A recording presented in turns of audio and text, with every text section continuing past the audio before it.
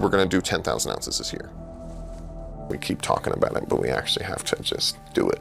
A new season of Gold Rush is about to begin, and the entire mining world is focused on one thing: Parker Schnabel's massive new power move. For Season 16, Parker is not just returning with the usual machines and the usual plan. This time, a machine so huge and powerful is rolling into the Klondike that it looks less like a single piece of equipment and more like a moving factory. In the right ground, that one machine has the potential to push Parker so far ahead that other miners may struggle to keep up for years. At the same time, if it fails, the financial damage and lost time could be enough to shake his entire operation. This move does not look like a careful, safe choice. It looks like a high-stakes, all-or-nothing move. Along with that giant machine, Parker has upgraded his entire fleet, brought in more heavy iron, and committed to a plan that demands constant performance from every part of the operation. Other miners, fans, and people in the industry are asking the same questions. Is this huge setup built to hit a hidden gold hotspot in the Yukon that could break records for the show? Is it a direct move to protect the Gold Rush crown from Tony Beats, Rick Ness, and a new challenger waiting in the shadows? Or is there a secret reason for this level of risk that has not been fully revealed yet? Social media is filled with speculation. Old miners are talking in quiet conversations, and even casual viewers can see that Season 16 is not just another step in Parker's career, it is a turning point where one machine and one decision could create a historic win or a very public disaster. The first clear sign that Parker is serious about Season 16 can be seen in his equipment yard. The familiar machines from earlier years are still there, but they are now surrounded by a larger, more powerful fleet. New excavators stand ready to dig deeper cuts. Larger haul trucks are lined up to move more pay dirt, and the centerpiece of the whole operation is the massive plant that towers over everything else. From a distance, this main machine looks like a full industrial site moving across the ground, with its platforms, conveyors, and chutes, all designed to keep running almost non-stop. This upgraded fleet is built for one main purpose: to move more dirt, reach richer layers, and process far more material in less time than any season before. Along with equipment changes, Parker has also rebuilt the crew. In earlier seasons, small mistakes and slow repairs turned into big problems. A single breakdown, a missing part, or a delayed mechanic could stop production and turn profitable days into losses. This time, many team members are chosen for both mining skill and repairability. Operators can also act as mechanics. People on site can spot a problem, open up a panel, and start fixing it without waiting for help to arrive from far away. The overall strategy has also shifted. In previous seasons, the operation sometimes jumped between sites, chasing fresh ground in the middle of the season. That approach brought exciting moments, but cost a lot of time and fuel. For Season 16, one main location has been chosen before the first bucket is moved. This site is believed to hold enough gold to justify the major investment. Extra parts are stacked in storage, backup machines are prepared, and a clear plan is in place for dealing with common problems before they appear. Everything about this upgraded setup shows that Parker's goal is not only to take part in the race. The goal is to set the pace and force everyone else to catch up. The Klondike often looks beautiful from the air, but on the ground it is one of the hardest places to mine in the world. The roads that appear smooth in wide camera shots are often full of deep ruts, sticky mud, and soft patches that can trap trucks and loaders without warning. The soil changes from loose gravel to hard-packed ground in a few steps, and the weather can shift from clear skies to cold rain in just a few hours. After a long winter, the cuts where miners dig their pay dirt are frozen solid beneath the surface. The top layer may look normal, but the layers below are almost like concrete. When excavators try to dig into these frozen cuts, bucket teeth grind against ice and rock, wearing down faster and slowing progress. Engines work harder, fuel burns faster, and yet the ground gives up only small amounts of material. True gold production cannot start until that frozen layer breaks, and the waiting time costs money every single hour.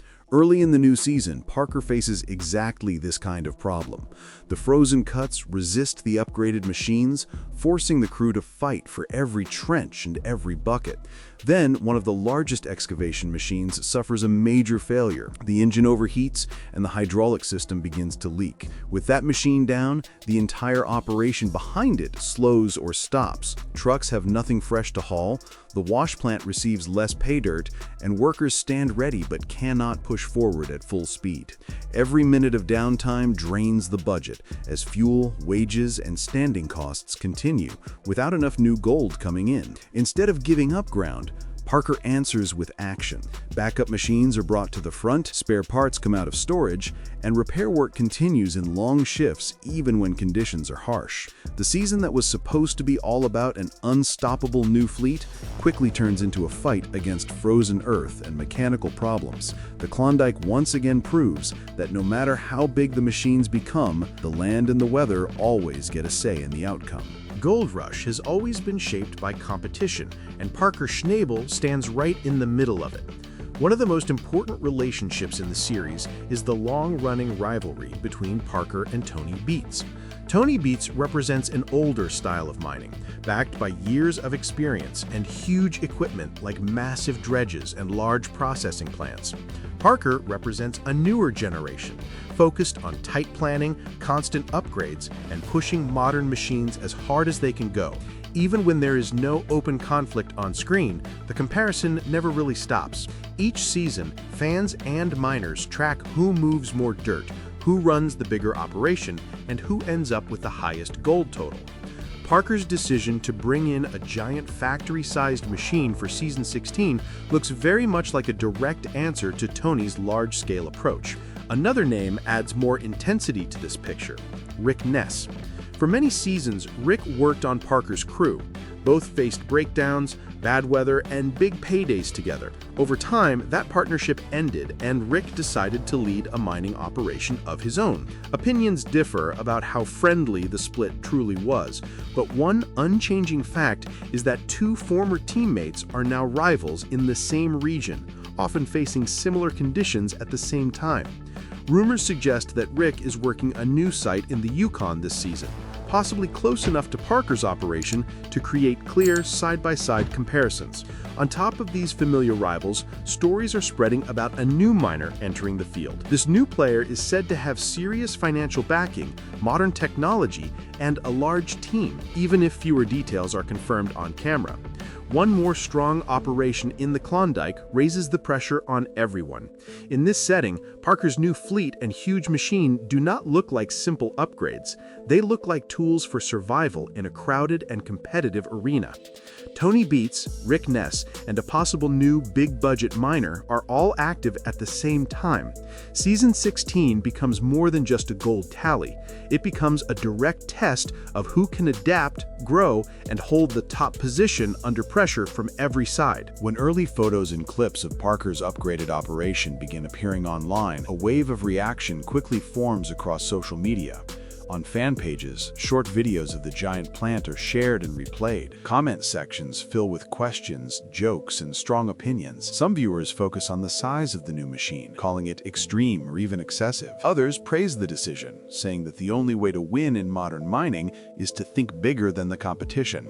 As the images spread further, simple reactions turn into long theories. Many fans believe there must be more behind this huge investment than just normal seasonal goals. One popular idea suggests that Parker is working on a large, sensitive project that will not be fully shown on television, with only hints appearing during episodes. Another widespread rumor centers on the idea of a hidden golden vein somewhere in the Yukon. In mining terms, a vein is a concentrated streak of gold trapped in rock or ground, often stretching over a long distance. A real rich vein can change the entire future of a mining crew. Fans study past footage and location shots from earlier seasons, slowing down videos and matching backgrounds. Some point to sections of the Klondike that have appeared briefly on camera but never seemed fully mined. Others talk about regions said to hold potential but never explored with modern equipment. The rumor grows that Parker has discovered strong signs of such a vein in an underworked area of the Yukon. According to these stories, he quietly locked that ground down before the season and did not make a big public announcement. The giant machine, the extra crew, and the stockpile of parts all fit the picture of a miner preparing to strip a rich section fast before rivals learn too much. If this rumor is right, and the ground truly holds a vein of that scale, The gold coming out of it could break past records for the show and cement Parker's place in Gold Rush history. If the rumor's wrong, then the huge investment starts to look like a massive risk taken on regular ground. Until the season reveals more, the mix of social media buzz, partial information, and big visuals creates a level of suspense around Parker's move that few seasons have seen before. Every scene of heavy machines working in the Klondike hides a long list of daily costs. Large engines run through fuel at an incredible rate. Replacement parts for big equipment are expensive and often hard to get. Skilled workers put in long hours and expect fair pay for demanding physical and mental effort. The longer a machine runs, the more maintenance it needs, and shutting a machine down does not stop the bills. When everything is working well, that cost is part of a larger plan. Dirt goes from the cut to the plant, gold is recovered from the mats, and steady progress is made. When production stops, however, the cost stays high while income fades to almost nothing. Every breakdown, weather delay, or road problem becomes serious within hours. The environment adds more weight to the situation. Heavy rain can turn a workable road into thick mud where trucks spin and sink. Strong winds and cold temperatures make even simple tasks harder. Deep cuts, where the best pay dirt often lies, can become dangerous as the walls weaken over time. A sudden collapse can bury a machine or threaten anyone working nearby. Water can also appear unexpectedly, bursting into a pit from hidden channels or old workings, and flooding the bottom faster than pumps can handle. The crew lives this reality every day. Many workers face shifts of 12 to 14 hours, often with very few rest days during peak weeks. Early mornings bring freezing air and stiff hands. By afternoon, dust or mud covers everything. Fatigue builds, but the tight schedule and high cost of stopping keep the operation moving. Parker's demanding style adds pressure. The upgraded fleet and massive machine carry a huge financial risk, and strong results are needed to justify every decision. There was little room for slow days or repeated mistakes. In the middle of this pressure, the worst possible news arrives from the main site. The ground that was supposed to be rich enough to carry the season begins to show disappointing numbers. Cleanups produce gold, but not at the levels needed to match the scale of the investment. Buckets of pay dirt, hauled and processed at great cost, bring back weaker results than expected. As this pattern continues, nervous looks spread across the team. The operation is burning fuel, time, and energy on ground that may not be good enough. At that point, Season 16 stops feeling like a confident march toward victory and starts to look like a high, narrow path where one wrong step could send the whole plan downhill. In the middle of this problem, one practical choice begins to change the story. Instead of letting machines sit idle while the main plan is reviewed, a backup site remains active. The idea is simple. As long as some dirt is moving, at least some gold can still come in. The backup ground is not treated as a miracle zone. It is more like a secondary option meant to keep the machines and crew from standing still. At first glance, this backup area does not offer anything special.